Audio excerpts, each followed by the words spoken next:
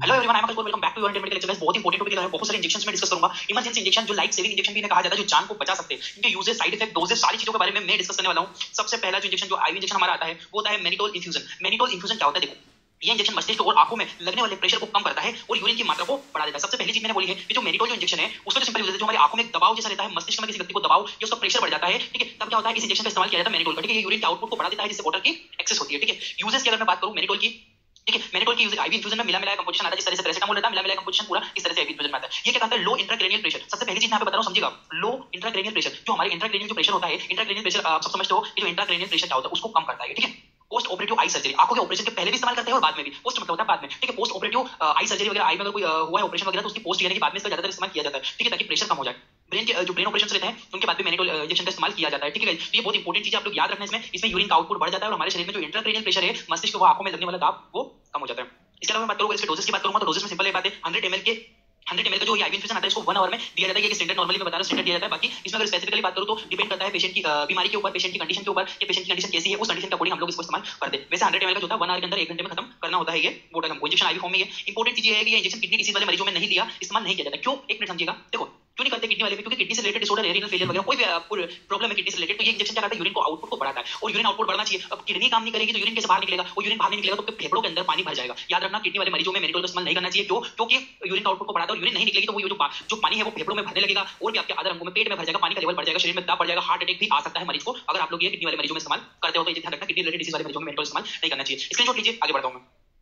Mannitol के side effects की अगर बात करूं तो सिंपली सबसे पहला हेडेक, कॉमन साइड इफेक्ट जिसका सर दर्द हो सकता है, नोजिया, जी घबराना, मछली जैसी आना, वोमिटिंग यानी कि उल्टियां हो सकती है, चेस्ट पेन, डिजीनेस, चक्कर आना, छाती में दर्द होना, ब्लर विजन, धुंधला दिखाई देना, एलर्जी होना, ये कुछ बेसिक सिम्टम है जिसका सिम्टोमेटिक ट्रीटमेंट किया जा सकता है। बाकी मैनिटोल के ज्यादा साइड इफेक्ट नहीं होते। अगर आप एक प्रॉपर डोज में उसको यूज करो, प्रॉपर डोज आप मरीज को दे रहे हो उसकी कंडीशन के अकॉर्डिंग डॉक्टर की सजेशन से, तो कोई दिक्कत नहीं होती है। आगे बढ़ता हूं मैं मैनिटोल के। अब आता है आपको इंपोर्टेंट जो आइसोप्रेनालिन, ये भी बहुत ज्यादा इस्तेमाल होने वाला है। आइसोलिन के नाम से मार्केट में मिल जाएगा, काफी फेमस है, 2 ग्राम 1 ml में अंदर होता है इसमें, ठीक है। आइसोप्रेनालिन के अगर यूजेस की बात करूं तो ये कंप्लीट हार्ट ब्लॉक, यानी कि कोई मरीज आया जिसका पूर्ण रूप से हार्ट ब्लॉकेज है और आप उसे अर्जेंट में कुछ नहीं दे सकते, तो आपको क्या करना है, इमरजेंसी में इंजेक्शन को यूज किया जाता है। अगर मान लीजिए इसमें कार्डियक अरेस्ट वगैरह हो गया है, तब भी इसका इस्तेमाल कर सकते हैं, यानी कि दिल का दौरा आया है किसी को, या फिर किसी का हार्ट एकदम ब्लॉकेज हो गया है, तभी इंजेक्शन का इस्तेमाल किया जाता है, ठीक है। आइसोप्रेनालिन याद रखना आप लोग। इसके अगर मैं डोजेस की यहाँ पे बात करूं तो 5 mcg 5 माइक्रोग्राम पर मिनट के अकॉर्डिंग मरीज को दिया जाता है। आईवी इन्फ्यूजन ये दिया जाता है मरीज को 5 mcg, याद रखना, स्टैंडर्ड डोज है ये 5 mcg पर मिनट, 1 मिनट में 5 माइक्रोग्राम जाना चाहिए। उसके अकॉर्डिंग ड्रग आप कैलकुलेट कर लेना, मैं आपको एक सेपरेट वीडियो ड्रग कैलकुलेशन पे बता दूंगा। इसके अलावा इंजेक्शन आईवी इन्फ्यूजन में दिया जाता है। और इंपॉर्टेंट चीज इसमें भी है, इंजेक्शन टेकीकार्डिया में इस्तेमाल नहीं किया जाता है। एक मिनट इस चीज को भी समझिएगा। टेकीकार्डिया का मतलब क्या होता है? जब हृदय की धड़कन बढ़ जाए, कोई मरीज आया जिसकी हार्ट बीट ऑलरेडी 115 116 गई है, 125 गई हुई है, और आप उसमें क्या करोगे, आइसोप्रेनालिन लगा दोगे, तो आइसोप्रेनालिन क्या करता है, धड़कन को बढ़ा देगा और ज्यादा वो हाइपर में चला जाएगा। ऐसा कभी भी नहीं करना है गाइस। तो आपको आइसोप्रेनालिन इंजेक्शन यूज करने से पहले ये देखना है कि मरीज की जो हार्ट बीट है वो अत्यधिक तो नहीं है, मरीज टेकीकार्डिया वाला तो नहीं है। क्योंकि वैसे भी जो कंप्लीट हार्ट ब्लॉकेज के जो पेशेंट आते हैं उनकी हार्ट बीट बहुत कम रहती है, हो जाती है लगभग 60 से भी नीचे निकल जाती है, 50 के आसपास हो जाती है। उस कंडीशन में इसका इस्तेमाल किया जाता है, ठीक है। 5 mcg पर ml और ये टेकीकार्डिया वाले मरीजों में नहीं देना। स्क्रीनशॉट लीजिए, फिर मैं आगे बढ़ता हूं। आइसोप्रेनालिन के साइड इफेक्ट की बात करूं तो इसमें टेकीकार्डिया, आपकी धड़कनें ज्यादा बढ़ सकती है इसको देने के बाद। कभी-कभी रियल साइड इफेक्ट अगर होगा तो हाइपरटेंशन, रक्तदाब, ब्लड प्रेशर आपका बढ़ सकता है। हेडेक, आपको सर दर्द इसमें देखने को मिल सकता है। एंजाइटी यानी कि आपको तनाव जैसी समस्या जो होती है, तनाव जैसी समस्या आपको देखने को मिलेगी। नोजिया, आपका जी मचला सकता है। वोमिटिंग, आपको उल्टियां जैसी लग सकती है। इस इंजेक्शन में आइसोप्रेनालिन के जो साइड इफेक्ट होते हैं, इसके आप सिम्प्टोमेटिक ट्रीटमेंट भी आसानी से कर पाओगे, कोई दिक्कत नहीं होती है। देखना, आइसोलिन के नाम से मार्केट में मिल जाता है। आइसोप्रेनालिन जो होता है कंपोजिशन पाया जाता है, बहुत ही यूजफुल इंजेक्शन है, emergency injection, life saving injection भी कहते हैं। आगे बढ़ता हूं।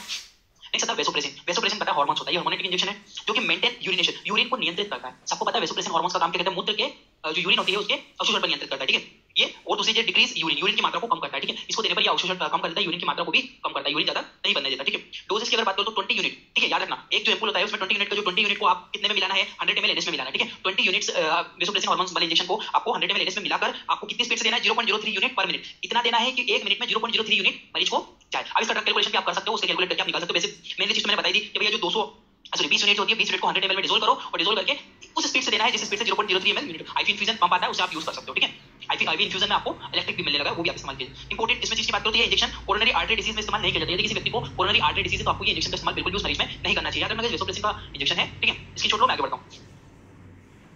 अगर साइड इफेक्ट की बात करो तो एब्डोमिनल पेन, अगर वेसोप्रेसिन से कोई साइड इफेक्ट हुआ है तो आपको एब्डोमिनल पेन, पेट के अंदर दर्द होना, चेस्ट में, छाती में दर्द होना, कॉन्स्टिपेशन, पेट में गैस बनना, या फिर बैक पेन, पीछे वाले शरीर के पिछले हिस्से में दर्द होना, कोमा, और इससे मरीज कोमा में भी जा सकता है। ये ध्यान रखना आप लोग। इसको प्रॉपर जो डोजेस जो डॉक्टर सजेस्ट करते हैं उसके अकॉर्डिंग ही देना है, अपनी मर्जी से इस्तेमाल नहीं करना चाहिए इसको, ठीक है। स्क्रीनशॉट लो।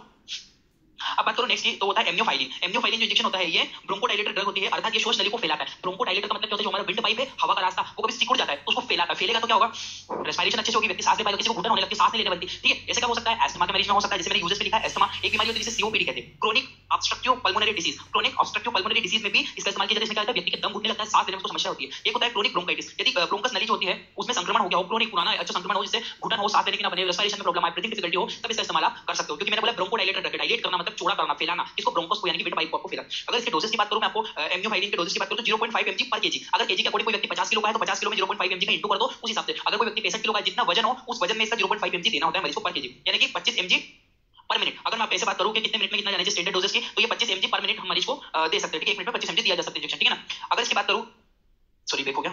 अगर ये इंजेक्शन जो होता है केवल आईवी इन्फ्यूजन ही यूज किया जाता है, आईएम इसका इस्तेमाल नहीं करते। ब्रोंकोडाइलेटर क्लास का ड्रग होता है, आप वेट के अकॉर्डिंग दीजिएगा, मरीज को डॉक्टर के सजेशन से यूज करना चाहिए इंजेक्शन को, ठीक है। वैसे भी जितने भी इमरजेंसी इंजेक्शन है सारे डॉक्टर के सजेशन से यूज होते हैं। आगे बढ़ता हूं इसके साइड इफेक्ट्स के बारे में। नोजिया, जी मस्ताना, वोमिटिंग, उल्टियां होना, डायरिया, दस्त लग जाना, हेडेक और इंसोम्निया। इंसोम्निया का मतलब होता है नींद नहीं आना। इस इंजेक्शन से कभी-कभी ऐसा साइड इफेक्ट आपको देखने को मिलेगा जिससे मरीज को नींद नहीं आएगी, ठीक है। ऐसा भी हो सकता है, जिसका सिम्पटोमेटिक ट्रीटमेंट हम कर सकते हैं। आगे बढ़ता हूं। अब आता है डेरिफाइलिन, सबने नाम सुना है। डेरिफाइलिन के अंदर जो होता है कंपोजिशन पाया जाता है, इटोफाइलिन होता है, थियोफाइलिन होता है। दो ड्रग होते हैं, इटोफाइलिन, थियोफाइलिन, दोनों की अलग-अलग कंपोजिशन होती है और मिलता है डेरिफाइलिन के नाम से। ज्यादातर लोग डेरिफाइलिन जानते हैं, इटोफाइलिन, थियोफाइलिन नहीं बोलते। डेरिफाइलिन काफी फेमस ब्रांड है, बहुत यूज होता है। या ब्रोंकोडाइलेटर है, ये भी कौन सी ड्रग है जो आपका ब्रोंकस को फैलाने की, डायलेट करने वाली ड्रग है। इसका जो होता है use asthma, chronic obstructive pulmonary disease और इसके अलावा क्रोनिक ब्रोंकाइटिस वगैरह में भी आपको देखने को मिलेगा। डोजेस की अगर मैं बात करूं तो 110 mg का ओडी दिन में एक बार एम्पूल दिया जाता है। और ये इंजेक्शन गाइस डॉक्टर के सजेशन से मरीज की अवस्था पे, कितनी बीमारी है, कितनी प्रॉब्लम है, कितना वजन है, मेल है फीमेल है, उसके अकॉर्डिंग दवाई दी जाती है। ये इंजेक्शन आईवी और आईएम दोनों तरीके से इस्तेमाल किया जाता है, ठीक है। एक एम्पूल को दिन में एक बार, क्योंकि एक एम्पूल के अंदर 110 mg कंपोजिशन पाया जाता है डेरिफाइलिन के अंदर, ठीक है। इटोफाइलिन, थियोफाइलिन दोनों को मिलाकर। इसके साइड इफेक्ट में आगे बढ़ रहा हूं। इसके साइड इफेक्ट्स की अगर मैं बात करूंगा तो स्लीपी व्यक्ति को नींद जैसी आ सकती है, डिजी चक्कर लग सकते हैं, इचिंग कुछ भी हो सकती है जहां पे इंजेक्शन लगाया है वहां पे, ठीक है। हेडेक और रेडनेस, लाल चट्टे बन जाना जैसी समस्या आपको डेरिफाइलिन में देखने को मिल सकती है, साइड इफेक्ट होगा तो, ठीक है। आगे बढ़ रहा हूं मैं यहां से। अब आता है हमारा टेनेक्सेमिक एसिड, जो कि मार्केट में बहुत फेमस ब्रांड है। टेनेक्सा इंजेक्शन, टेनेक्सा इंजेक्शन के नाम से आपको मार्केट में मिल जाता है। टेनेक्सेमिक एसिड कंपोजिशन पाया जाता है। यह इंजेक्शन रक्त में जल्दी रक्त को जल्दी जमा देता है, जिससे ब्लीडिंग रुक जाती है, ठीक है। अब ये टेनेक्सा इंजेक्शन क्या तो सिर्फ ब्लीडिंग, कोई फीमेल है जिसको मेंस्ट्रुएशन बहुत ज्यादा हो रहा है, ब्लीडिंग रुक ही नहीं रही हो, तब भी इस्तेमाल कर सकते हो। या फिर किसी को सिजेरियन डिलीवरी करिए तब भी इस्तेमाल कर लो, क्योंकि उसमें ब्लीडिंग ना हो, ठीक है। इसके अलावा आप किसी ऑपरेशन जो होता है ऑपरेशन के बाद में भी इसका इस्तेमाल किया जा सकता है, पोस्ट ऑपरेटिव में, ठीक है। तो अगर मैं बात करूं आफ्टर सर्जरी, सर्जरी के बाद में उसके आपका ऑपरेशन सिजेरियन डिलीवरी के बाद में आपका इस्तेमाल होता है। एक्सीडेंटल कोई मरीज है जिसको एक्सीडेंट हुआ, खून बह ही जा रहा है, रुक ही नहीं रहा है, तो भी टेनेक्सा का। और पाइल्स या ब्लीडिंग, बवासीर की बीमारी में बहुत ब्लड निकलता है, उसको रोकने के लिए भी नेजल ब्लीडिंग, नाक से खून निकलना। इसके अलावा और भी है, जैसे मेंस्ट्रुएशन में इस्तेमाल किया जा सकता है, ठीक है। नेजल ब्लीडिंग में, ईयर ब्लीडिंग में, इस तरह की कोई ब्लीडिंग देखने को मिले टेनेक्सा का यूज कर सकते हैं। इसके डोजेस की बात करूं तो 500 mg का इंजेक्शन ओडी दिया जाता है, पर फिर भी मरीज के प्रॉब्लम के अकॉर्डिंग देते हैं कि भैया कितना देना है, इससे कम भी दे सकते हैं, ज्यादा भी दे सकते हैं, डॉक्टर के सजेशन से। ये इंजेक्शन आईवी ही इस्तेमाल किया जाता है, लिखा भी है इस इंजेक्शन पे फॉर आईवी यूज। कोई इंजेक्शन समझ में ना आए तो पढ़ लिया करो, उसके ऊपर लिखा रहता है कि आईएम इस्तेमाल करना है कि आईवी भी कर सकते हैं, कि दोनों तरह से कर सकते हैं, ठीक है। आगे बढ़ रहा हूं मैं यहां से। नेक्स्ट आता है टेनेक्सेमिक एसिड में साइड इफेक्ट, यानी कि आपको इचिंग हो सकती है, हेडेक यानी कि सर दर्द, नोजिया, जी मस्ताना, मतली जैसी लगना और वोमिटिंग यानी कि उल्टियां होना। इस तरह की समस्याएं आपको यहां पे देखने को मिल सकती है, चीज आप लोग ध्यान रखना। मैं आगे बढ़ता हूं यहां से। अब आता है आपका कैल्शियम ग्लूकोनेट, जो कैल्शियम ग्लूकोनेट होता है, ये भी बहुत इंपॉर्टेंट इंजेक्शन है। ये इंजेक्शन कार्डियक अरेस्ट में इस्तेमाल किया जाता है, क्योंकि इस इंजेक्शन से हृदय की मांसपेशियों अच्छे से कार्य करने लगती है, यानी कि जल्दी, यानी कि मांसपेशियों को जो कॉन्ट्रैक्शन है ना, कैल्शियम ग्लूकोनेट जो कैल्शियम पे तो नियंत्रण रखेगा, बट जो कैल्शियम का क्या है, ये जो मांसपेशियों की जो मसल्स होती है उसके कॉन्ट्रैक्शन भी करवाता है, ठीक है। तो कार्डियक दिल का दौरा पड़ने पे भी देते हैं इसको, और हाइपोकैलेमिया यानी कि मरीज का जब कैल्शियम बहुत ज्यादा कम हो जाता है तब भी इसका इस्तेमाल किया जाता है, ठीक है गाइस। डोजेस की अगर मैं बात करूं कैल्शियम के तो 95 mg का जो होता है ओडी दिन में मरीज को एक ही बार दिया जाता है, पर फिर भी मरीज की कंडीशन पे डिपेंड करता है कि इसको कैसे देना होता है। ये इंजेक्शन आईवी आईएम दोनों रूप से मरीज को लगा, आईवी भी यूज कर सकते हैं और आईएम भी यूज कर सकते हैं। कैल्शियम ग्लूकोनेट, आगे बढ़ रहा हूं यहां से।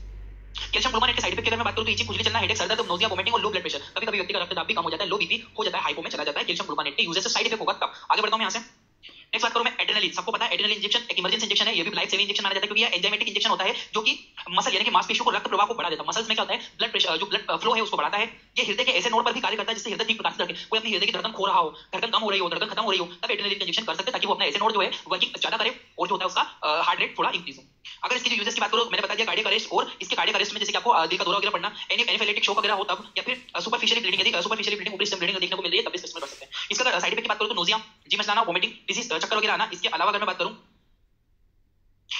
तो ब्रीथिंग डिफिकल्टी यानी कि सांस लेने में समस्या होना, सांस अगर नहीं ले पाता तब भी इसका इस्तेमाल किया जाता है ब्रीथिंग डिफिकल्टी में, ठीक है। आगे बढ़ता हूं मैं। नेक्स्ट हम लोग बात करते हैं एट्रोपिन इंजेक्शन। एट्रोपिन इंजेक्शन जो होता है, इस इंजेक्शन का ये जो इंजेक्शन था पैरासिम्पैथेटिक नर्वस सिस्टम को इनहिबिट करता है, पैरासिम्पैथेटिक नर्वस सिस्टम को इनहिबिट करने का काम करता है, ठीक है। यूजेस की अगर बात करूं तो इसका जो यूजेस होता है ब्रेडिकार्डिया, हृदय की यदि किसी व्यक्ति की धड़कन बहुत ज्यादा बढ़ गई, सॉरी ब्रेडिकार्डिया का मतलब होता है गति कम होना, टेकिकार्डिया मतलब होता है ज्यादा, यदि हृदय की गति बहुत ज्यादा कम हो गई हो तब भी इस इंजेक्शन का इस्तेमाल कर सकते हैं। इसके अलावा बात करूं मैं और ऑर्गेनोफॉस्फेट पॉइजनिंग यानी कि किसी व्यक्ति ने फसल में जो दवाई डालते हैं उसको पी लिया है, दवाई को पी लिया, जहर खा लिया है, तब भी इसका इस्तेमाल करके उस व्यक्ति को बचाया जा सकता है। इसलिए लाइफ सेविंग इंजेक्शन है, इमरजेंसी में ही यूज होता है। साइड इफेक्ट की बात करूं तो ब्लर विजन, धुंधला दिखना, चक्कर आना, सीवियर चेस्ट में, छाती में ज्यादा दर्द लगना और स्टॉप यूरिन का बंद हो जाने जैसी समस्या आपको इसमें साइड इफेक्ट में देखने को मिल सकती है, ठीक है। आगे बढ़ता हूं एट्रोपिन इंजेक्शन के बाद में।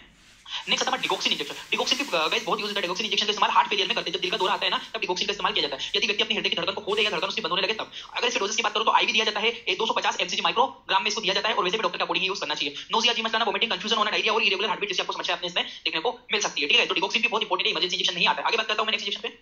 अब आपको नाइट्रोग्लिसरीन इंजेक्शन। नाइट्रोग्लिसरीन इंजेक्शन होता है नाइट्रो प्लस के नाम से मिल जाता है, ये यूज होता है हाइपरटेंशन, यदि ब्लड प्रेशर किसी व्यक्ति का बहुत ज्यादा हो गया है तो ब्लड प्रेशर को कम करने के लिए, मेंटेन करने के लिए आपको नाइट्रोग्लिसरीन इंजेक्शन का इस्तेमाल करना होता है। इसके भी साइड इफेक्ट है नोजिया, वोमिटिंग, जी घबराना, ब्रीथिंग प्रॉब्लम होना और हेडेक, डिजीनेस समस्या देखने को मिल सकती है। आगे बढ़ता हूं। एक होता है हाइड्रोकोर्टिसोन। हाइड्रोकोर्टिसोन क्या है? स्टोन जिसमें आता है ना वो स्टेरॉइडल होता है, स्टेरॉइडल नेचर होता है, स्टेरॉइड कैटेगरी का होता है। ये ऑल रिएक्शन, एलर्जिक रिएक्शन, जितने प्रकार की एलर्जिक रिएक्शन होती है शरीर में उसमें इस्तेमाल कर सकते हैं। ऑटो इम्यून डिसीज में भी हाइड्रोकोर्टिसोन इंजेक्शन का इस्तेमाल किया जाता है। ठीक है, हाइड्रोकोर्ट भी एक बहुत फेमस ब्रांड है जिसके नाम से हाइड्रोकोर्टिसोन मिलता है। इसके अलावा मैं बात करूं नोजिया, वोमिटिंग, जी मचलाना, headache, chest pain, breathing difficulty, skin rashes जैसी आपको प्रॉब्लम्स इसमें देखने को मिल सकती है, कभी साइड इफेक्ट होगा तो। नेक्स्ट इंजेक्शन पे बढ़ता हूं मैं। आप आता है आपका डोपामिन। डोपामिन का भी बहुत यूज होता है, सबने पढ़ा इमरजेंसी में होता है। हाइपोटेंशन, यदि किसी व्यक्ति का अचानक रक्तदाब जो है कम हो गया है, ब्लड प्रेशर कम हो गया है, तब हम लोग डोपामिन का इंजेक्शन का इस्तेमाल कर सकते हैं। Nausea, vomiting, blood vision, irregular heartbeat जैसी समस्या आपको इसमें देखने को मिलेगी, साइड इफेक्ट हो जाएगा तो। ठीक है, तो डोपामिन इंजेक्शन डोपार के नाम से मिलता है, डोपामिन आप सुनो, नाम याद रखना केवल। ठीक है, अब आता है बोबुटामिन इंजेक्शन। डोबिटामिन जो इंजेक्शन होता है, डोबिटामिन इंजेक्शन का और डोटामिन के नाम से मिलता है। डोबिटामिन इंजेक्शन जो होता है हार्ट फेलियर, किसी व्यक्ति को दिल का दौरा है, या इंजेक्शन तुरंत ही हृदय की मांसपेशियों को उत्तेजित कर देता है, जिससे हृदय पुनः धड़कने लग जाता है। किसी की धड़कन बंद हो गई हो, अगर वो बहुत ज्यादा उसको जो होता है ब्रेडिकार्डिया, मतलब पूरी धड़कन बंद हो गई हो, पूरी कम हो गई हो, तब डोबिटामिन इंजेक्शन का इस्तेमाल करते हैं। इससे भी साइड इफेक्ट होते हैं, nausea, vomiting, chest pain, breathing difficulty जैसी समस्या आपको देखने को मिल सकती है। ओके, इतना इस वीडियो में था। Thank you for watching Indian medical lecture. और वीडियो डेली हुई है, जाओ जरा बगल में लिस्ट आ रही होगी, प्लेलिस्ट, इसमें जाकर आप लोग सारी चीजें देख सकते हो।